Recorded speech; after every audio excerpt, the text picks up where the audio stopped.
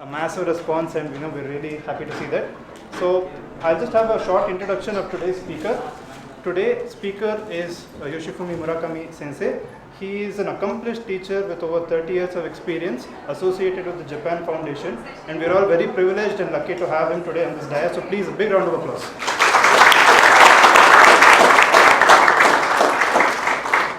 Okay, thank you very much. So my name is Murakami.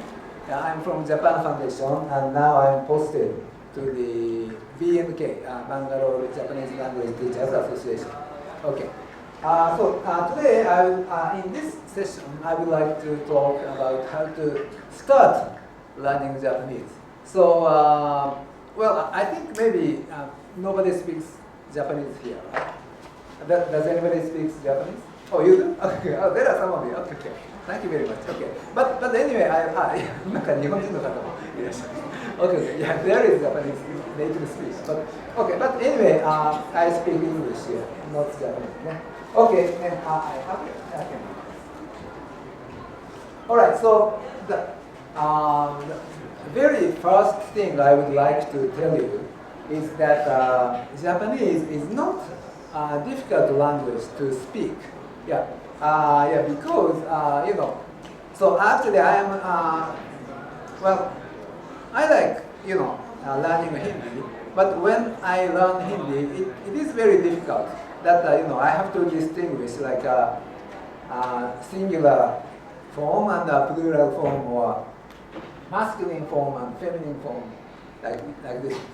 Dogs are masculine and cats are feminine.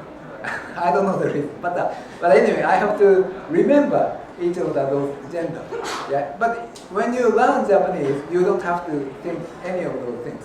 There is no gender in the world, and plural, singular, it doesn't matter. And also, for Indian people, we have very similar grammatical structure. So, okay, I would like to ask you, who speaks Kannada native speakers? How many of you are Kannada? Okay, but not more than half. Okay, less than half. Oh, okay. How about Hindi? Who speaks Hindi? Oh, okay. There are many people who speak Hindi. Okay, yeah.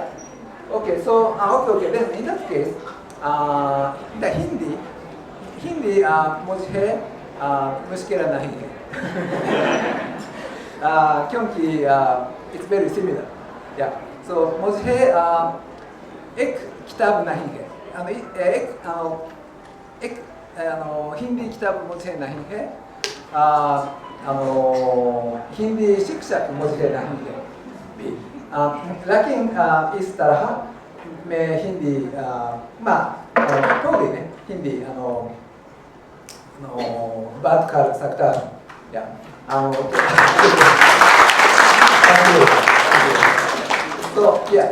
So our language is very similar. So maybe okay. So even I learned English maybe more than 20 years. But still I have difficulty to speak English. But I didn't go to Hindi school, and I don't have Hindi textbook. I don't have Hindi teachers, but still I can speak a little bit of Hindi. Just watching Hindi movie or using some apps. So maybe for you, app को भी Japanese नहीं मुश्किल होगा. Japanese is not easy. Japanese is not difficult for you either. Okay, so that's the very first thing I would like to tell you. Okay, the example is okay. So this is. Do you know this movie? Okay, yeah. Actually, I'm wearing this T-shirt too. Yeah. RRR. Okay. So as you see here, so this is the Hindi subtitle, and this is English subtitle. So word order is very different from each other. Especially the verb comes first in the English sentences. But on the other hand, when you see Japanese subtitle and the Hindi subtitle together, then word order is completely same. as Hindi language. So you don't have to, switch the language. You just remember the vocabulary, and then you can speak Japanese.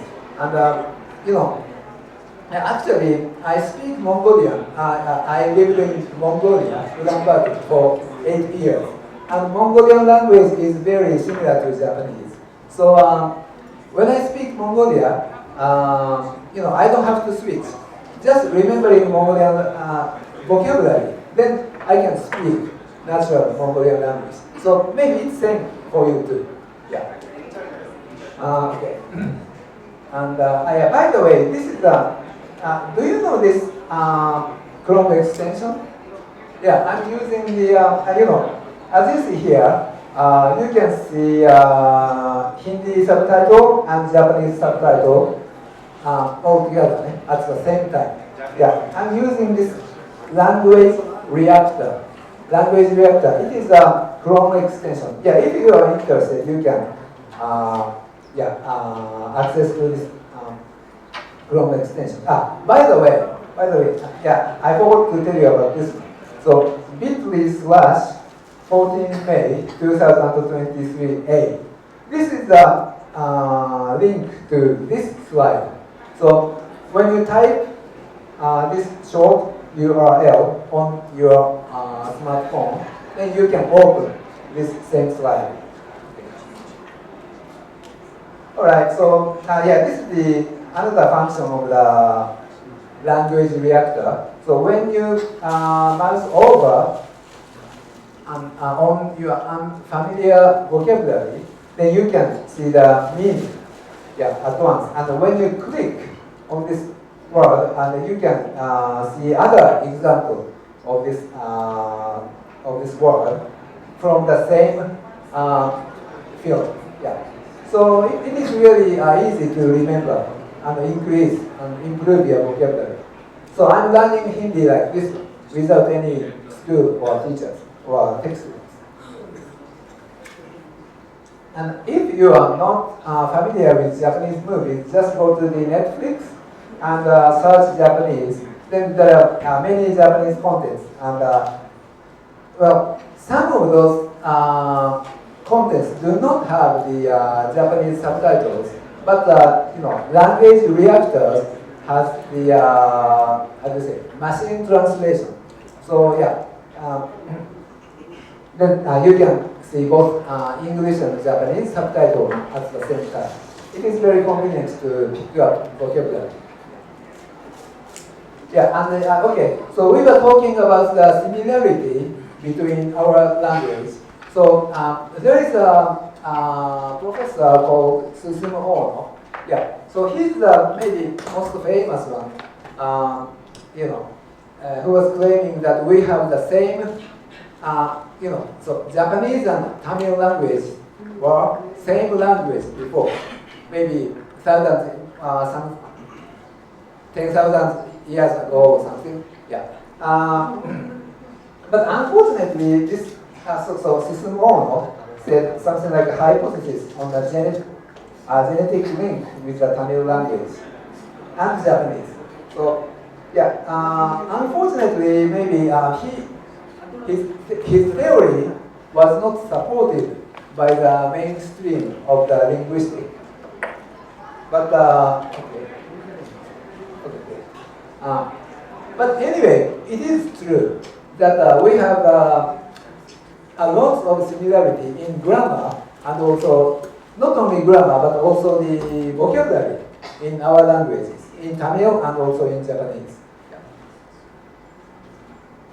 Okay, yeah. So as I said, speaking and listening to Japanese is not easy at all. It is easy. Speaking and listening is very easy. Yeah, but writing and reading is a little bit difficult. Yeah, but okay. So especially the kanji characters are little bit difficult. But especially this happens when you remember one by one, randomly, when you try to remember each kanji randomly. But there is a system of those characters. So as you see here, so this means 3. this kanji means tree. And when you two trees together, it means wood. Okay. And when you put three trees together, then it means forest.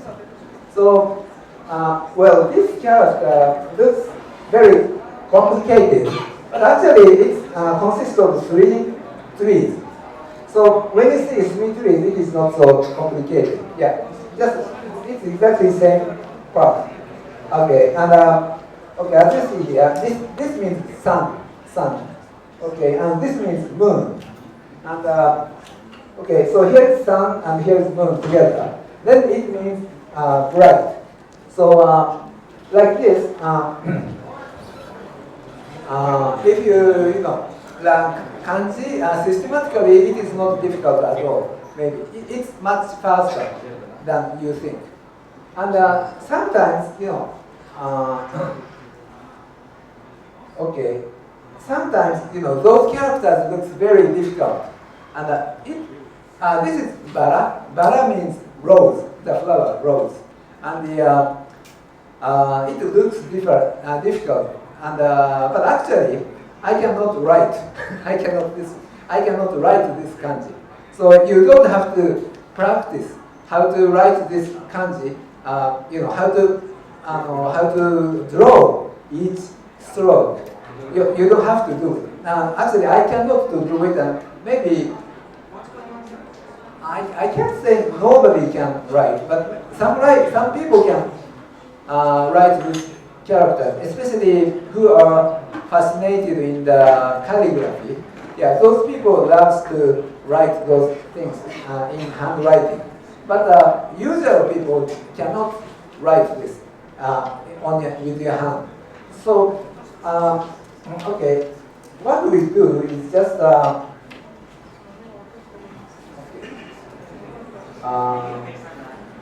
so you can type it. Write one of the phrases that I like to brush a lot in my Japanese community. So now this guy is trying to write something in Japanese. So first, so we can do it with just English keyboard. So okay, so he's now typing Nichi, and this is hiragana. And when he pushes the space key, then it's gonna be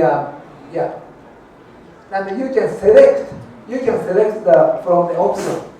So that's why you don't have to remember each stroke. So yeah, just if you can type it from the pronunciation and then select from the option, then you can write Japanese complicated kanji characters. So please do not worry. Some Chinese character looks very complicated, but you don't have to remember each strokes. So don't worry about that. Okay.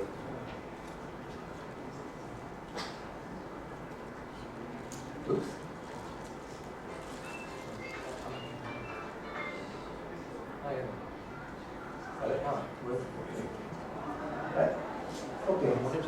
Okay.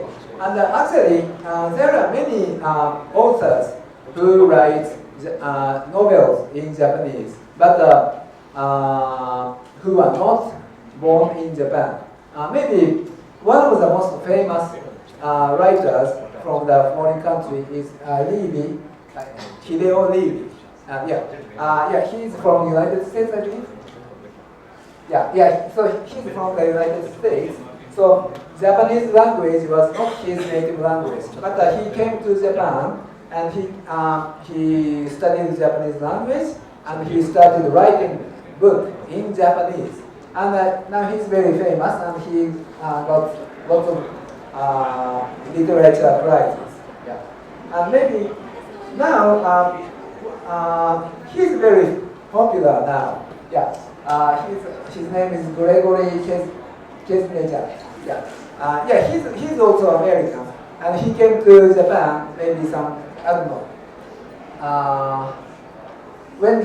So he came to Japan for the first time when he was a high school student. Yeah, and then he started learning Japanese, and now he writes Japanese novels.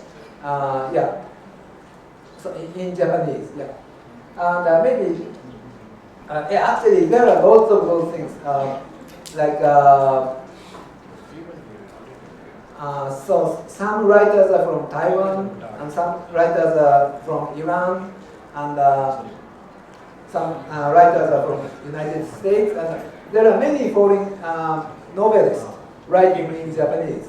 So you don't have to worry, you know. Now you do not speak Japanese, you don't know any kanji, but you can grow your vocabulary and you can write in Japanese too. Yeah. Okay, so from here I can show you some of the tools to learn Japanese. Maybe the most famous Japanese learning app is this Duolingo. Duolingo. Okay, how many of you know Duolingo? Oh yeah, it's really famous. Okay, how many of you have this app on your smartphone? Okay, maybe more than half. More than half. Okay, so today I checked the number. And then I found that okay, 14 million active users in English user base on this Duolingo, and another 3 million active users on Chinese interface. So altogether we have 17 million active learners only on this Duolingo. So maybe I think this is the biggest number. Yeah.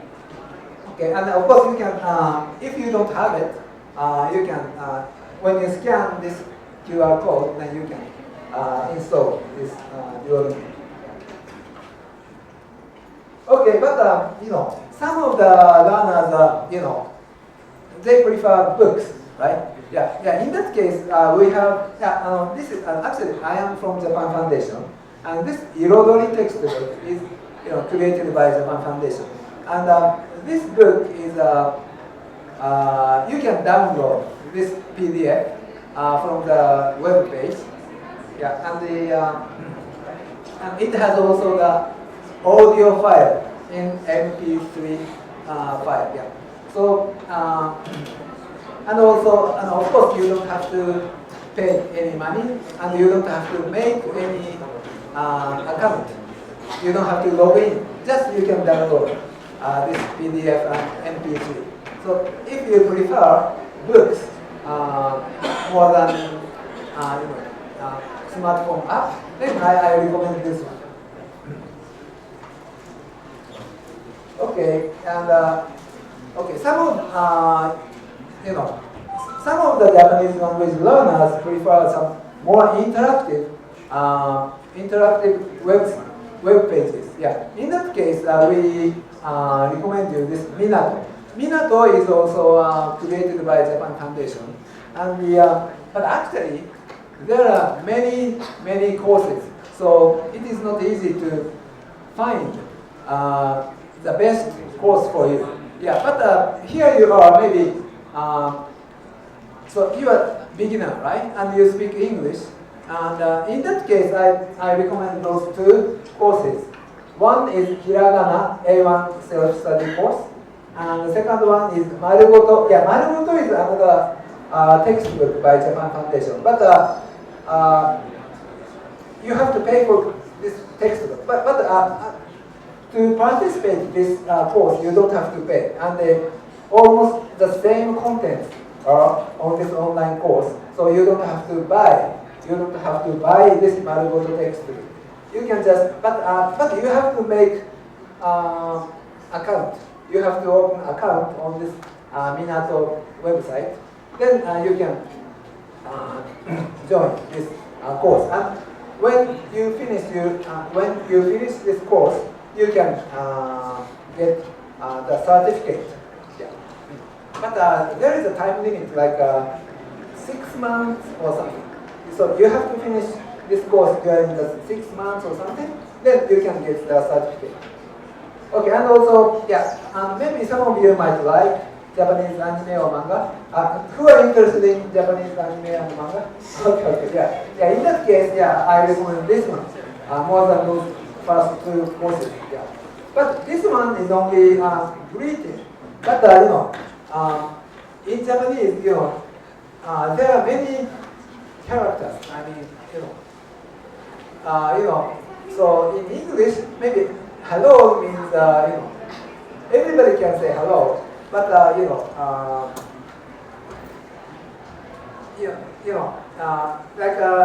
but it is different from people to people. Like a child says another greeting, and a tough guy says something else, and a cute girl something else. Yeah. So you can learn lots of the greetings from the anime and manga on this course. This is really funny, an interesting course. Yeah, if you like Japanese anime and manga. Okay. All right, and also we have another apps. This is also made by Japan Foundation, and also for the beginners. And hiragana memory hit, and katakana memory hit, and kanji memory hit.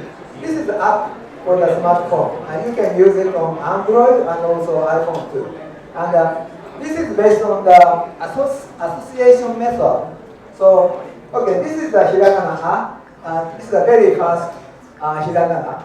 And there is a guy standing like this, and here is a snake.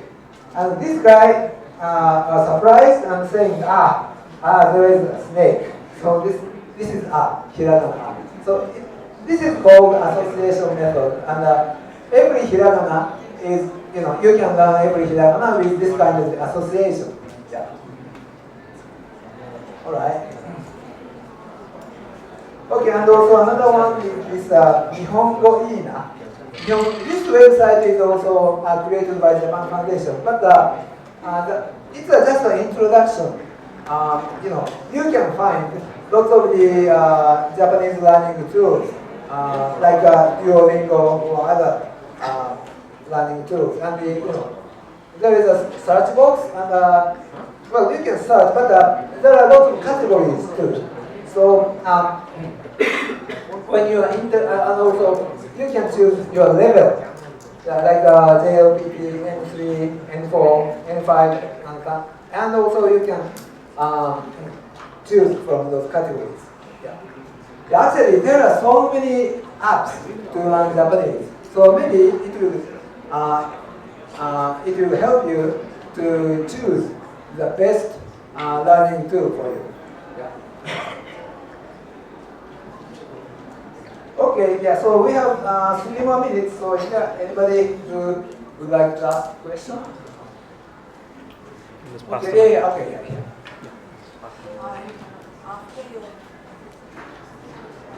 After self study, when you go for certification, is it conducted? Do you have centers here in Bangalore? Does the Japan Foundation provide some sort of guidance? You mean certification? Yes, for your language course. Okay, yes. Actually, there are lots of the online certification course, and so it depends on the courses. Some courses issue certification, but some do not. Yeah. So please ask the organizer of the course. Is there any? Okay, yes. Okay, yeah. Who's raised their hand? Yeah. Does Japan Foundation have any offline centers in Bangalore for learning Japanese? Actually, no, there is no center in this Bangalore. But actually, I am posted in the BNK office. So when you come to the BNK office on Tuesday, Thursday, and Saturday, then you can see me. But well, sometimes I'm visiting schools. So before you come, maybe please contact me. Sometimes I'm not at the office. Thanks. Yes. One difficulty that initially a lot of people face while learning kanji is because they have 2 different pronunciations, onyomi and konyomi, 2 different readings. What's the best strategy to understand which reading would be applied to a set of kanjis? Like when we read 2 or 3 kanjis together, depending on the context, the reading can change from onyomi to konyomi. Yeah. So there's a lot of difficulty in that sometimes for beginners. So any strategies would be like really welcome. Yeah. So as you said, okay. Thank you very much. Yes, as you said, yeah. So it depends on the context. So the maybe worst way to learn kanji is learning kanji without context. So and maybe one of my recommendation is tadoku. Tadoku is how do you say, extensive reading. Extensive reading, and you can search lots of the extensive reading materials on the internet. So I think this is the best way to learn how to pronounce those kanji characters, I think. And okay. And I would like to ask you this. This is today's seminar's question. Just one question. Was it good or bad? Yeah. That's all. Yeah. So please answer this question. We started a bit. I hope you can hear me. We started about a few minutes late, so we started about a few minutes late. So we'll entertain 2 more questions. Is that okay? So 2 more questions. Please keep it short so that we can, Okay. Konnichiwa. See, I have one question. 2 questions actually. We have kanji, right? Yeah. So the idea is when when I show you a character of kanji, I don't know how to pronounce it because there are 50,000 kanji in our characters, right? Yeah. So if I give you any complicated kanji character, so I do not know how you pronounce it. Could you tell me, how to pronounce the kanji? Because there is no particular rule, how you are going to learn it. That is first one. Second thing is, so you don't want to pronounce. yeah. Okay, that's good. So, my second question is, when you have to type the kanji characters, you told me that you can put katakana in that and it will become kanji, and you can select whatever you want, right? But the problem is, how do you know that which is the katakana to type? That is the main problem. Okay. So this is my question. These 2 questions. Okay. The first question is what's the first question? You don't know how to pronounce. Yeah. So the context, it is embedded in the context. So always you have to learn kanji in the context. And but if you don't want to learn how to pronounce, it doesn't matter. If you just want to read Japanese, then you can understand Japanese without pronunciation. So yeah, there are lots of people who are not interested in speaking, but just reading Japanese novels. Then those people don't know how to pronounce those kanjis. So yeah, this is one of the ways to enjoy Japanese language. And but if you would like to type Japanese, then you have to learn how to pronounce. That's it. Yeah. So in that case, maybe always you have to learn the context. Yeah, context is very, very important to learn Japanese. Yes. Thank you. Very good understanding. Yeah. Thank you very much. All right. Is there anyone? Yeah, we'll be entertaining the last question due to paucity of time. All right. So like 3 types of Japanese languages, right? Like hiragana, katakana, and kanji. Yes. So which would you prefer to learn first as a beginner? Yeah. Maybe hiragana is the easiest one for you. So usually you learn hiragana first. Okay then. So yeah, thank you very much. If there's any other questions, Sensei, we are very fortunate that Sensei is going to be doing 2 more workshops in the day, and we have seen an overwhelming response for that as well. So if you are interested, please do visit the particular halls in advance. The hall schedule and timings are mentioned in the website and other areas as well. And if you have any other questions, you can address them to me. We have a next workshop at 1:30 itself, so we will have to discuss. But thank you very much for joining, and a big round of applause. We will take a photo. Can I take one photo? Okay, I'll take this one, 2, okay, 1, okay. 1, 2, 3. And is it okay to share this picture on social media? Yes. Okay, thank you very much. Thank you very much.